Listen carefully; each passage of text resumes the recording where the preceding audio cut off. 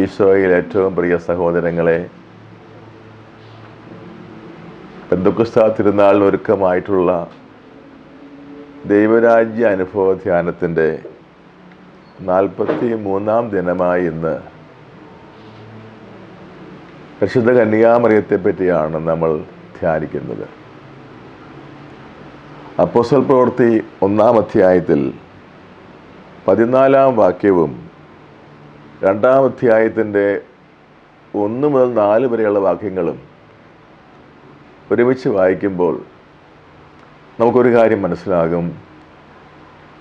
പെന്തക്കോസ്താ സംഭവത്തിൻ്റെ പിന്നിൽ പരിശുദ്ധ മറിയത്തിന് വലിയൊരു പങ്കുണ്ട്. കർത്താവിൻ്റെ സ്വർഗാരോഹണ സമയത്ത് അവിടുന്ന് ശിഷ്യരോട് പറഞ്ഞിരുന്നു, നിങ്ങൾ ഉന്നതത്തിലുള്ള ശക്തി ധരിക്കുന്നവരെ ജെറൂസലം വിട്ടു പോകരുത്. ഈ കൽപ്പന അവർ എങ്ങനെയാണ് പാലിച്ചതെന്ന് നമ്മൾ ലൂക്കാ തന്നെ പറഞ്ഞു തരുന്നത് ഇങ്ങനെയാണ്. അവർ ഏക മനസ്സോടെ യേശുവിൻ്റെ അമ്മയായ മറിയത്തോടൊപ്പം പ്രാർത്ഥനയിൽ മുഴുകിയിരുന്നു.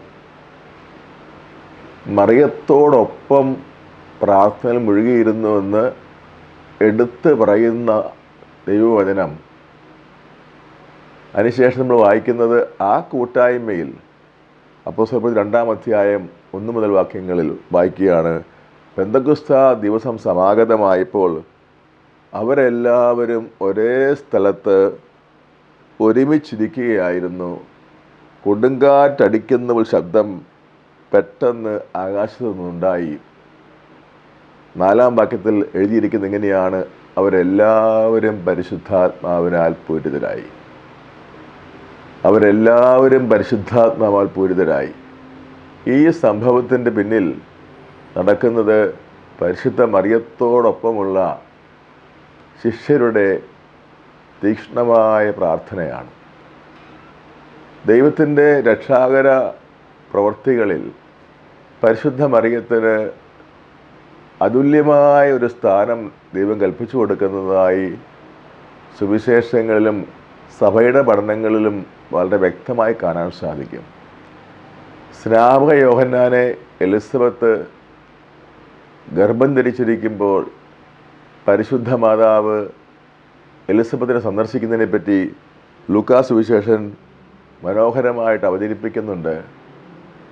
ലൂക്കാ സുവിശേഷം അധ്യായം 1 41-ാം വാക്യം, മറിയത്തിൻ്റെ അഭിവാദനം എലിസബത്ത് കേട്ടപ്പോൾ അവളുടെ ഉദരത്തിൽ ശിശു കുതിച്ചു ചാടി. എലിസബത്ത് പരിശുദ്ധാത്മാവിനാൽ പൂരിതയായി. ഈ 2 രംഗങ്ങളും എലിസബത്ത് പരിശുദ്ധാത്മാവാൽ പൂരിതയായി എന്ന് പറയുന്നതിൻ്റെ പിന്നിലും ആദ്യ ശിഷ്യന്മാരെല്ലാവരും പരിശുദ്ധാത്മാവാൽ നിറഞ്ഞു എന്ന് പറഞ്ഞിരിക്കുന്നതിൻ്റെ പിന്നിലും ഒരാളുണ്ട്, അത് പരിശുദ്ധ മറിയമാണ്. ദൈവത്തിൻ്റെ മനുഷ്യരക്ഷാ കർമ്മത്തിൽ മറിയം വഹിച്ച അതുല്യമായ പങ്ക് മൂലം ആ രക്ഷയുടെ ഫലങ്ങൾ മനുഷ്യവർഗത്തിന് വിതരണം ചെയ്യുന്നതിൽ മറിയത്തിന് അതുല്യമായൊരു ദൗത്യമുണ്ട്. അത് മാത്രമല്ല, ഒരു അവകാശവുമുണ്ട്. പരിശുദ്ധ കന്യാമറിയത്തിന് ഉള്ള ദൈവം നൽകിയിരിക്കുന്ന ഈ അത്യുന്നതമായ പദവി നമ്മൾ വിനയപൂർവ്വം അംഗീകരിച്ച് ആദരിക്കേണ്ടതുണ്ട്. സഭയിൽ നടന്നിട്ടുള്ള നവീകരണ ചരിത്രം ശ്രദ്ധിക്കുമ്പോൾ മനസ്സിലാകുന്നത് പരിശുദ്ധ മറിയത്തിൻ്റെ വലിയ ഒരു ഇടപെടൽ എല്ലാ രംഗത്തുമുണ്ട്. ഫാത്തിമയിലും ലൂർദിലും അജുഗൊറിയിലും അതുപോലെയുള്ള മാതാവിൻ്റെ പ്രത്യക്ഷീകരണ സ്ഥലങ്ങളിലെല്ലാം എന്താണ് നടക്കുന്നത്? വലിയ ജനക്കൂട്ടത്തിൻ്റെ ആഴമേറിയ മാനസാന്തരമാണ്. ദൈവവുമായി യാതൊരു ബന്ധവുമില്ലാതെ ജീവിച്ചിരുന്ന ലക്ഷോപലക്ഷം മനുഷ്യരാണ് പരിശുദ്ധ മറിയം പ്രത്യക്ഷപ്പെട്ട സ്ഥലങ്ങളിൽ കാലുകുത്തുന്നതോടെ പരിശുദ്ധാത്മാവാൽ പൂരിതരായി ക്രിസ്തുവിനെ കർത്താവും രക്ഷിതാവുമായി സ്വീകരിച്ച് ജീവിതം തിരിച്ചു പിടിക്കുന്നത്. ലോകാവസാനം വരെ പരിശുദ്ധ മറിയത്തിൻ്റെ ഈ മധ്യസ്ഥത തുടരുമെന്നാണ് സഭാ പ്രബോധനം വ്യക്തമാക്കുന്നത്. യേശുവിൻ്റെ സ്വർഗാരോഹണ ശേഷം സഭയെ നയിക്കുന്ന പരിശുദ്ധാത്മാവാണ്. എന്നാൽ പരിശുദ്ധാത്മാവിൻ്റെ പ്രവർത്തനം വിശ്വാസികളിലും സഭയിലും നടക്കുന്നതിന് മറിയം ഉപകരണമാകുന്നുണ്ട്. വിശുദ്ധ മാക്സിമിലിയൻ കോൾബെ എന്ന മരിയൻ ദൈവശാസ്ത്രജ്ഞൻ മനോഹരമായ ഒരു ആശയം അവതരിപ്പിക്കുന്നുണ്ട് മറിയത്തെപ്പറ്റി. അദ്ദേഹം പറയുന്നത്, പരിശുദ്ധാത്മാവ് സൃഷ്ടിക്കപ്പെടാത്ത അമലോത്ഭവമാണ്, പരിശുദ്ധ മറിയമാകട്ടെ സൃഷ്ടിക്കപ്പെട്ട അമലോത്ഭവമാണ്. The Holy Spirit is the uncreated Immaculata, whereas Virgin Mary is the created Immaculata. പരിശുദ്ധാത്മാവിനെയും പരിശുദ്ധ മറിയത്തെയും ഏതാണ്ട് അടുത്തടുത്ത് നിർത്തിയാണ് വിശുദ്ധ മാക്സിമിലിയൻ കോൾബെ തൻ്റെ മരിയൻ ദൈവശാസ്ത്രം അവതരിപ്പിക്കുന്നത്. പരിശുദ്ധാത്മാവ് ദൈവവും മറിയം മനുഷ്യ സൃഷ്ടിയുമാണെങ്കിൽ പോലും ഇവർ തമ്മിലുള്ള ഒരു പ്രത്യേക ബന്ധത്തെ പറ്റിയാണ് അദ്ദേഹം പറയുന്നത്. പരിശുദ്ധാത്മാവ് സൃഷ്ടിക്കപ്പെടാത്ത അമലോത്ഭവം, പരിശുദ്ധ മറിയം സൃഷ്ടിക്കപ്പെട്ട അമലോത്ഭവം. ഇത്രയും പറഞ്ഞ ശേഷം വിശുദ്ധ മാക്സിമിലിയൻ കോൾബെ പറയും, പരിശുദ്ധാത്മാവിന് മനുഷ്യരിൽ പ്രവർത്തിക്കാൻ പരിശുദ്ധാത്മാവ് ഇഷ്ടപ്പെടുന്നത് മറിയത്തിലൂടെ പ്രവർത്തിക്കുവാൻ വേണ്ടിയാണ്. വേറൊരു വാക്കിൽ പറഞ്ഞാൽ, ഏത് വ്യക്തി പരിശുദ്ധ മറിയത്തോട് സജീവമായ ഒരു ബന്ധം പുലർത്തി ജീവിക്കുന്നോ ആ വ്യക്തിയിലാണ് പരിശുദ്ധാത്മാവിന് പരിപൂർണ സ്വാതന്ത്ര്യത്തോടെ ഇടപെടാനും പ്രവർത്തിക്കാനും സാധിക്കുന്നത്. ഇതിൻ്റെ ഉദാഹരണങ്ങളാണല്ലോ നമ്മൾ മുൻപ് സൂചിപ്പിച്ച എലിസബത്തിൻ്റെ ഉദരത്തിൽ ആയിരിക്കുന്ന സ്നാപക യോഹന്നാൻ പരിശുദ്ധ മറിയത്തിൻ്റെ അഭിവാദനം കേട്ട മാത്രയിൽ ആ ശിശു അത്ഭുതകരമായി അമ്മയുടെ ഉദരത്തിൽ കിടന്നുകൊണ്ട് കുതിച്ചു ചാടിയെന്നും ആ സമയത്ത് തന്നെ എലിസബത്ത് പരിശുദ്ധാത്മാവിനാൽ പൂരിതയായി എന്നും മറിയത്തിൻ്റെ സാന്നിധ്യവും മറിയത്തിൻ്റെ അഭിവാദന സ്വരവും ഒരു പരിശുദ്ധാത്മ അഭിഷേകമായി അവിടെ പരിണമിക്കുകയാണ്. അതുപോലെ പെന്തക്കോസ്താ നാളിൽ സെഹിയോൻ മാളികയിൽ അഥവാ മർക്കോസിൻ്റെ മാളികയിൽ പ്രാർത്ഥനയിൽ ശിഷ്യന്മാർ മുഴുകിയിരിക്കുന്നത് മറിയത്തോടൊപ്പമാണെന്ന് പ്രത്യേകമായി തിരുവചനം പറയുന്നു. ആ മറിയത്തിൻ്റെ ദിവ്യമായ സാന്നിധ്യത്തിൻ്റെ മധ്യസ്ഥതയാൽ ഇതാ സ്വർഗം തുറക്കപ്പെടുന്നു. പരിശുദ്ധാത്മാവ് എഴുന്നള്ളി വന്ന് ഓരോരുത്തരുടെ മേലും ആവസിക്കുന്നു. അവർ എല്ലാവരും പരിശുദ്ധാത്മാവാൽ നിറഞ്ഞുവെന്ന് പ്രത്യേകം എഴുതപ്പെട്ടിരിക്കുന്നു.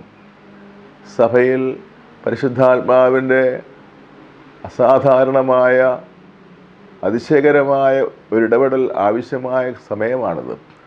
സഭയിലും ലോകത്തിലും പരിശുദ്ധാത്മാവിൻ്റെ അതിശക്തമായ ഇടപെടൽ ആവശ്യമായിരിക്കുന്നു. നമ്മുടെ ചുറ്റുപാട് നടക്കുന്ന എല്ലാ സംഭവങ്ങളും വിനാശകരമായ, പ്രത്യാശ നഷ്ടപ്പെടുന്ന തരത്തിലുള്ള എല്ലാ കാര്യങ്ങളും ഒരു കാര്യം വ്യക്തമാക്കുകയാണ്, പരിശുദ്ധാത്മാവ് വീണ്ടും ഭൂമുഖത്തെ നവീകരിക്കണം. ഒരിക്കൽ പരിശുദ്ധാത്മാവാണ് ഭൂമുഖത്തെ രൂപപ്പെടുത്താനായിട്ട് മുൻകൈയെടുത്തത്. ഉൽപ്പത്തി പുസ്തകം 1-ാം അധ്യായം 2-ാം വാക്യത്തിൽ നമ്മൾ വായിക്കുന്ന പോലെ ദൈവത്തിൻ്റെ ചൈതന്യം രൂപരഹിതവും അന്ധകാരാവൃതവുമായ പ്രപഞ്ചത്തിന്മേൽ ചലിച്ചുകൊണ്ടിരുന്നു. അതാണ് സൃഷ്ടിയുടെ തുടക്കം. ഭൂമുഖം രൂപപ്പെടുന്നതിൽ പരിശുദ്ധാത്മാവിന് വലിയ പങ്കുണ്ട്. ആ ഭൂമുഖം ഇന്ന് ദൈവം സൃഷ്ടിച്ച അവസ്ഥയിലല്ല, അത് താറുമാറായിപ്പോയി. അതിനെ വീണ്ടും നവീകരിക്കാൻ, വീണ്ടും ആദി മഹത്വത്തിൽ കൊണ്ടുവരാൻ പരിശുദ്ധാത്മാവിൻ്റെ വീണ്ടും വരവ് ആവശ്യമാണ്. 23-ാം യോഹന്നാൻ മാർപ്പാപ്പയുടെ ഒരു പ്രാർത്ഥന ഇങ്ങനെയായിരുന്നു: ദൈവമേ, രണ്ടാമതൊരു പെന്തക്കോസ്തായെ അയച്ച് സഭയെ നവീകരിക്കണമേ. ലോകത്തിൽ നവീകരണം ആവശ്യമായിരിക്കുന്നത് പോലെ തന്നെ സഭയിലും ഒരു യഥാർത്ഥ നവീകരണം അനിവാര്യമായ സമയമാണിത്. അത് സാധിക്കുന്നത് പരിശുദ്ധാത്മാവിൻ്റെ എഴുന്നള്ളത്ത് കൊണ്ട് മാത്രമാണ്. സഭ മുഴുവനിലും സഭാംഗങ്ങളിൽ എല്ലാവരിലും പരിശുദ്ധാത്മ വീണ്ടും വന്ന് നിറയണം. അതിന് മറ്റാരേക്കാളും അധികം ശ്രദ്ധ എടുത്തുന്നതും താല്പര്യമെടുക്കുന്നതും പരിശുദ്ധ കന്യകാമറിയം തന്നെയാണ്. തൻ്റെ പുത്രനായ യേശുവിൻ്റെ പീഡാസഹനത്തിൻ്റെയും മരണത്തിൻ്റെ ഉയർപ്പിൻ്റെയും ഫലങ്ങൾ വിശ്വാസികളിലും സഭ ആകമാനമായും നിറഞ്ഞു കാണുവാൻ പരിശുദ്ധ മറിയം അതിയായി ആഗ്രഹിക്കുന്നു. എന്നാൽ പരിശുദ്ധ മാതാവിന് ദൈവം നൽകിയിരിക്കുന്ന അത്യുന്നതമായ മഹത്വത്തെ മാനിച്ചുകൊണ്ട് മറിയത്തിൻ്റെ മാധ്യസ്ഥ്യം ഈ ദിവസങ്ങളിൽ സവിശേഷമായി നമുക്ക് അപേക്ഷിക്കാം. പരിശുദ്ധ ദൈവമാതാവിൻ്റെ പരിശുദ്ധാത്മാവ് നമ്മിൽ വന്ന് വസിക്കുന്നതിന് വേണ്ടിയുള്ള ദൈവമാതാവായ മറിയത്തിന്റെ മാധ്യസ്ഥത്തിന് വളരെ സവിശേഷതയുണ്ട്.